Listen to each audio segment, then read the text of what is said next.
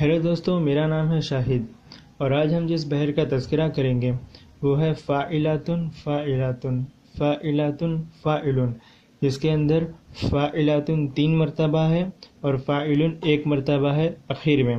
فاعلاتن کی تختی جو ہم پچھلے سبق میں بھی دیکھ چکے ہیں مگر آج پھر سے دیکھیں گے۔ فاعلاتن کی تختی کیا ہے؟ فا حرکت میں الف ساکن، عین اور لام حرکت میں الف ساکن، تا حرکت میں نون ساکن۔ یہ جتنے بھی الفاظ حرف جو بھی آپ کو لال کلر میں دکھ رہے ہیں وہ سب حرکت میں، تاکہ اس کی نشاندہی بآسانی ہو جائے۔ یعنی اس شعر میں ہمیں اسی پیٹرن کو فالو کرنا ہے۔ فاعلاتن کے لیے جب بھی ہم اس شعر کو لکھیں گے تو پہلا حرف حرکت میں پھر ساکن، پھر 2 حرکت میں پھر 1 ساکن، پھر 1 حرکت میں پھر 1 ساکن۔ یہ ایک فاعلاتن ہو گیا اور اسی پیٹرن کو ہم 3 مرتبہ دہرائیں گے تاکہ 3 فاعلاتن ہو جائے۔ اور پھر اس کے بعد فاعلن ہوگا جس میں فا حرکت میں الف ساکن، عین اور لام حرکت میں نون ساکن۔ اس کے بعد اخیر کا جو مرکب ہے فاعلن، جس میں ہمیں 5 حرف رکھنے ہیں اور ان 5 حرف میں پہلا حرکت میں دوسرا ساکن، تیسرا چوتھا حرکت میں اور 5واں ساکن، اس ترتیب میں رکھنا ہے۔ اب ہم اس کی مثال کے لیے حسرت موہانی کا ایک شعر لیتے ہیں۔ دل کی بے چینی نے آخر کام اپنا کر دیا، تجھ سے میرے رابطے کو عام آخر کر دیا۔ اب اس کو ہم الگ الگ تختی کے ہر مرکبات کے حساب سے بانٹ کر دیکھتے ہیں۔ فاعلاتن فاعلاتن فاعلاتن فاعلن۔ اب اسی کی ترتیب میں اگر ہم اس شعر کے ٹکڑے کریں گے تو شروع کے فاعلاتن کے حصے میں آتا ہے دل کی بے چے، دوسرے فاعلاتن میں آتا ہے نین آخر، تیسرے فاعلاتن میں آتا ہے کام اپنا اور چوتھے فاعلن میں آتا ہے کر دیا۔ ٹھیک اسی طریقے سے نیچے کی لائن میں تجھ سے میرے رابطے کو عام آخر کر دیا۔ اب ہم شعر کے پہلے مصرعے کی تختی کریں گے۔ آپ دیکھ سکتے ہیں پہلے میں نے بحر میں جو ہم مرکبات استعمال کرنے والے ہیں ان کی تختی کی ہے۔ سب سے اوپر دیکھیے فاعلاتن کی تختی ہے، پھر فاعلن کی تختی ہے، پھر نیچے دیکھیے مصرعے کے ہر مرکب کو میں نے ایک لائن میں لکھا ہوں۔ اس مصرعے میں 4 مرکبات ہیں، یہاں 4 لائن میں شروع کی 3 لائن فاعلاتن کے لیے اور آخری کی لائن فاعلن کے لیے۔ اب ہم مصرعے کی تختی کریں گے۔ دیکھیے اس کے 4 مرکبات، دل کی بے چینی نے آخر کام اپنا کر دیا۔ اب دل کی بے چے فاعلاتن کے وزن پر ہے تو دل کی بے چینی کی تختی دیکھیے، دال حرکت میں لام ساکن، کاف حرکت میں۔ اب دیکھیے شعر لکھتے وقت ہم دل کی بے چینی میں جو کی لکھتے ہیں وہ کاف اور یا کی لکھتے ہیں، مگر پڑھتے وقت جب ہم شعر پڑھتے ہیں تب کاف کو یا کی مقدار میں نہیں کھینچتے، ہم پڑھتے ہیں دل کی بے چینی، دل کی بے چینی ہم نہیں پڑھتے۔ تو تختی کرتے وقت جس حرف کو جس طرح پڑھا جائے گا تختی میں اسی طرح اسے شامل کیا جائے گا۔ اگر یا کھینچی جائے گی تو تختی میں یا آئے گی، اور اگر یا کو بنا کھینچے پڑھیں گے تو تختی میں یا نہیں آئے گی۔ دل کی بے چے، اس میں ہم کاف کو زیر کی مقدار میں کھینچتے ہیں، اس لیے جب ہم اس کی تختی کریں گے تو کاف پر صرف زیر لگائیں گے، کیونکہ یا کی مقدار ہم نہیں کھینچتے۔ جو چیز ہمیں نہیں پڑھنی وہ ہمیں تختی میں نہیں لکھنی۔ اسی طریقے سے ہم کچھ الفاظ میں پھیر بدل بھی کر سکتے ہیں، جیسے کہ اب آپ بارہا کہیں پڑھتے ہوں گے کہ خاموشی کو خاموشی لکھا جاتا ہے، تو اس طریقے سے چھوٹی موٹی چینجز ہم کر سکتے ہیں۔ تو دال حرکت میں لام ساکن، کاف یا تھی، یا کو ہم نہیں لیے، کاف زیر کی مقدار میں کھینچی جائے گی اس لیے کاف زیر کی، یعنی کہ کاف حرکت میں، پھر بے چینی میں با پر تو زیر کی مقدار، زیر کا نشانی نہیں آئے گی، زیر کی علامت نہیں آئے گی، مگر ہم آواز کو ایک اشارہ دینے کے لیے یہاں پر زیر لگائیں گے۔ بے چینی میں با حرکت میں یا ساکن، اور بے چینی کو بے چینی نہیں پڑھتے، بے چینی، یعنی با کے ساتھ یا کو کھینچ کر پڑھتے ہیں، اس لیے یہاں پر یا آئے گی جو ساکن کے طور پر یہاں پر استعمال کی گئی ہے۔ چینی، چے میں چا حرکت میں، یعنی اس پر زبر ہے اور یا ساکن۔ دل کی بے چے، دال حرکت میں لام ساکن، کاف اور با حرکت میں یا ساکن، چیم حرکت میں یا ساکن۔ جیسا کہ اوپر آپ فاعلاتن کے وزن میں دیکھ سکتے ہو، پہلا حرکت میں دوسرا ساکن، پھر دو حرکت میں پھر ایک ساکن، پھر ایک حرکت میں پھر ایک ساکن. ٹھیک اسی طریقے سے دل کی بے چین، پہلا حرکت میں پھر ایک ساکن، دو حرکت میں ایک ساکن، پھر ایک حرکت میں پھر ایک ساکن. اب اس کے نیچے نین آخر، نی میں ہم نی کے یا کو کھینچ کر پڑھتے ہیں، کی میں کی بے یعنی کہ ہم یا کو نہیں کھینچتے تھے، نی میں ہم یا کو کھینچیں گے، نین آخر. تو نی میں نون کے نیچے زیر ہے یعنی نون حرکت میں، یا کو ہم کھینچ کر پڑھیں گے، یہاں پر کوئی علامت نہیں یعنی یا ساکن میں. تو نی نون حرکت میں یا ساکن، نے آخر. اب نے آخر میں دیکھیے ہم یا کو نہیں کھینچیں گے، نے آخر نہیں پڑھتے، ہم نے آخر پڑھتے ہیں یعنی کہ یا نہیں کھینچیں گے، نون کو زیر کی مقدار میں کھینچیں گے، نی نے آخر. تو نی میں نون حرکت میں یا، نے میں ہم نون کو ہلکی سی مقدار میں کھینچتے ہیں، تو نون پر یہاں زیر کی علامت لگائی ہے میں نے تاکہ سمجھ میں آ جائے کہ ہم یا نہیں لگائیں گے، صرف نون لیں گے حرکت میں. اس کے بعد آخر. الف مد آ کیا ہوتا ہے؟ مد کا مطلب ہوتا ہے کسی بھی الفاظ کو الف کی مقدار میں کھینچنا. الف پر مد ہے یعنی الف پر زبر اور اس کے بعد ایک اور الف، یعنی صرف اگر الف پر زبر ہو تو ہم آ پڑھتے ہیں، اور اگر اس پر مد ہو تو آ پڑھتے ہیں، یعنی الف کو ایک الف کی مقدار میں کھینچنا. فار ایگزامپل کاف پر زبر ہو اور بعد میں الف ہو تو ہم کا پڑھتے ہیں، میم پر زبر ہو اس کے بعد الف ہو تو ما پڑھتے ہیں. ٹھیک اسی طریقے سے الف مد آ کی جو ویلیو ہے وہ الف زبر اور اس کے بعد ایک الف کی ہے یعنی آ، جسے ہم لکھتے تو الف مد ہے مگر تختی میں آسانی کے لیے ہم الف زبر اور اس کے بعد ایک الف لیں گے. تو نین آخر میں الف پر مد ہے یعنی کہ الف پر مد ہوا یعنی کہ ایک الف زبر میں اور دوسرا ساکن اس کے ساتھ میں.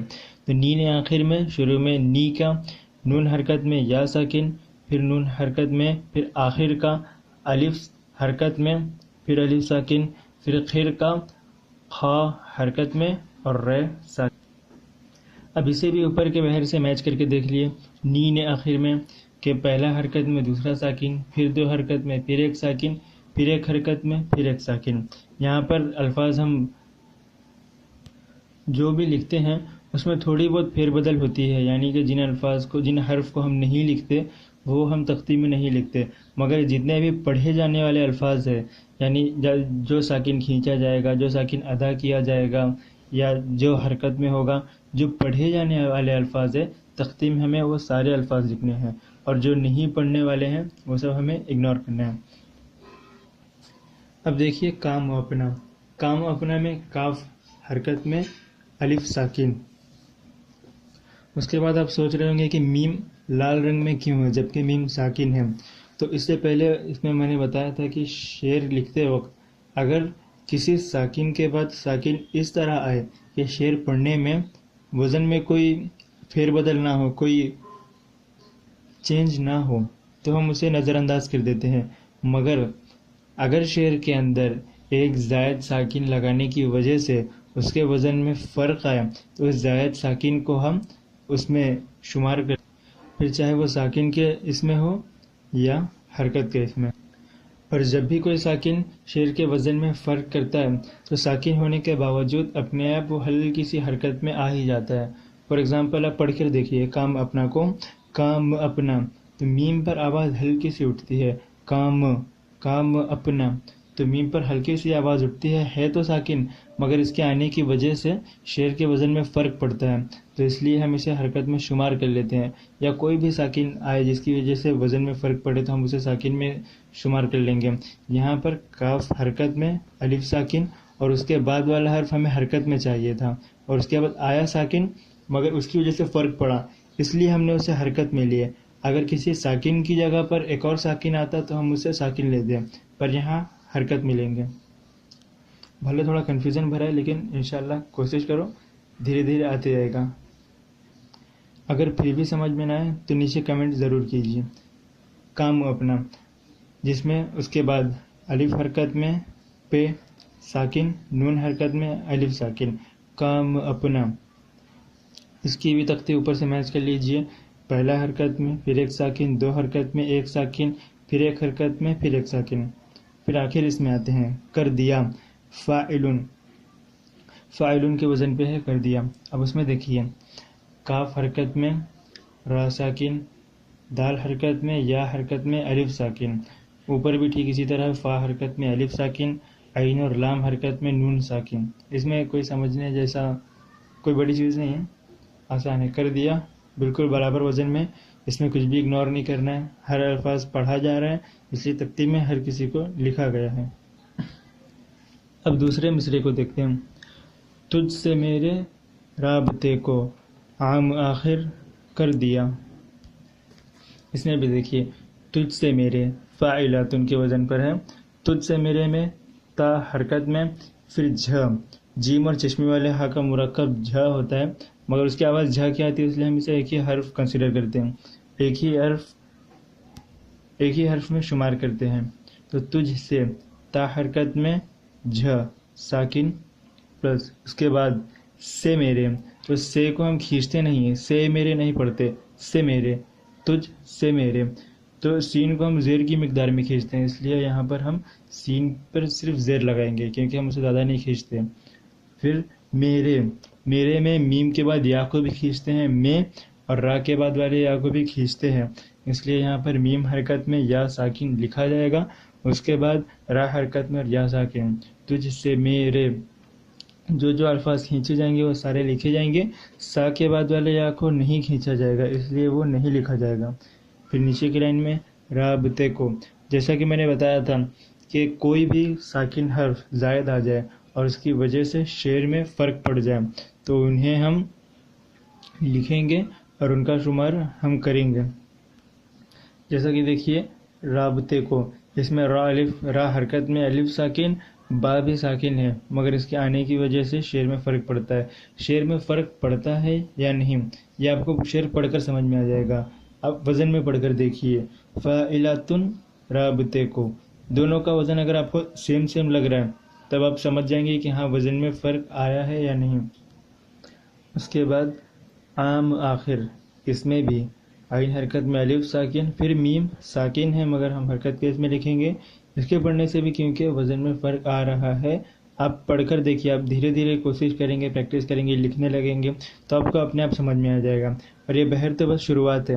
شروع میں آپ بہت مشکل سے اگر آپ غزلیں لکھتے ہیں تو آپ شروع کی 2-4 غزلوں میں 8-10 غزلوں میں بہر کا استعمال کریں گے بس. اس کے بعد آپ کو اس کی بھی ضرورت نہیں پڑے گی، بس آپ قلم اٹھائیں گے، وزن اپنے آپ کے دماغ میں آئے گا، آپ کو کسی بہر کی ضرورت نہیں، اور اب ایک ہی بار میں پوری غزلیں نظمیں جو بھی لکھو گے صحیح طریقے سے لکھو گے. یہ صرف شروعات کے لیے ہے، باقی آپ اپنے آپ دماغ چلنے لگتا ہے اس میں. تو عام آخر فاعلاتن دونوں وزن میں ہے. عام آخر عین زبر میں، اس کے بعد الف ساکن، میم زائد ہے اس لیے اسے حرکت میں لیں گے. اس کے بعد الف یعنی حرکت میں، میم اور الف دونوں حرکت میں، اس کے بعد الف ساکن، پھر خا حرکت میں اور را ساکن. اوپر کے بہر سے میچ کر لیجئے، یہ بھی صحیح ہے. اس کے بعد کر دیا جو پچھلے مصرے میں تھا وہ اس مصرے میں بھی سیم ہے. فاعلن کے وزن پر، کاف حرکت میں را ساکن، دال یا حرکت میں الف ساکن. تو یہ تھی حضرت معانی کے شعر کی تختی. شروع میں ہم کچھ ویڈیوز میں دوسرے شاعر کے شعر کو لیں گے اور ان کی تختی کریں گے. اس کے بعد میں آپ نیچے کمنٹ سیکشن میں یا مجھے ای میل پہ اپنے اشعار لکھیں، ہم ان کی تختی کر کے دکھائیں گے کہ کس طرح ہم ان کی تختی کر سکتے ہیں. اور جب بہر کا سلسلہ ختم ہوگا تو انشاءاللہ ہم غزلیں لکھنا بھی شروع کریں گے، کوئی یا نظم لکھیں گے، کوئی بھی ایک ٹاپک لیں گے، کوئی ایک بہر اٹھائیں گے اور اس کے وزن پر لکھیں گے. انشاءاللہ وہ بھی شروع ہوگا ابھی بہر کا سلسلہ ختم ہونے کے بعد. تو اگر آپ کو ویڈیو پسند آئے تو لائک کریں، کمنٹ کریں، شیئر کریں، اور ہاں اس چینل کو ضرور سبسکرائب کریں. اور ہاں اس کے تعلق سے اگر آپ کو کسی بھی قسم کی جانکاری چاہیے تو آپ پلیز مجھے میل کیجئے، یا میرے پڑھانے کا طریقے میں کوئی چینج چاہیے، میں بہت زیادہ فاسٹ جا رہا ہوں، سلو جا رہا ہوں، یا پروناؤنس نہیں کر پا رہا برابر، تو پلیز نیچے کمنٹ کیجئے تاکہ اگلے ویڈیو میں اس غلطی کو نہ دہراؤں. چلیے اب چلتا ہوں، اب ملیں گے نیکسٹ ویڈیو میں ایک نئی بہر کے ساتھ.